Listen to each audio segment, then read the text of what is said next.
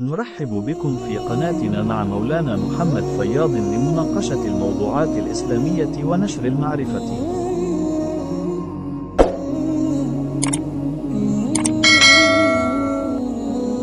رسول الله صلی الله علیه وسلم یو پیرا منبر ته خطو په ولنۍ پوړی چې خپه کېښود نو یې فرمایل آمین، چې په دویمه پوړی باندې خپه کېښود بیا یې فرمایل آمین، چې په دریمه پوړی باندې خپه کېښود بیا یې فرمایل آمین.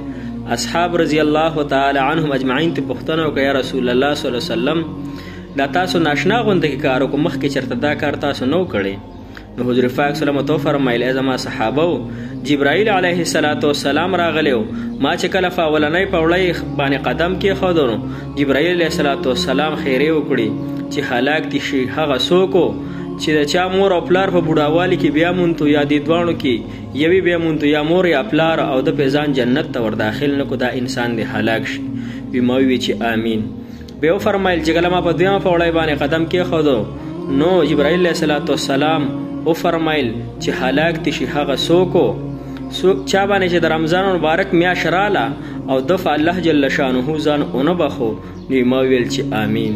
بیا چې پوړۍ باندې مې خپه کېښوده نو جبرائیل علیه السلام وفرمیل هلاک دې شي هغه څوک د چا په مخ کې چې زما نوم واغستلی شي او په ما باندې درود شریف ونه ویلی شي.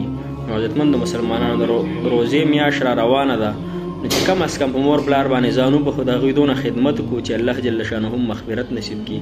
او چې کله هم د رسول الله صلی الله علیه وسلم نوم مبارک راځي محمد یا احمد، نو موږ صلی الله علیه وسلم ضرور وایو، ځکه په یو پیر ویلو باندې الله جل شانه په انسان لس رحمتونه نازلوي.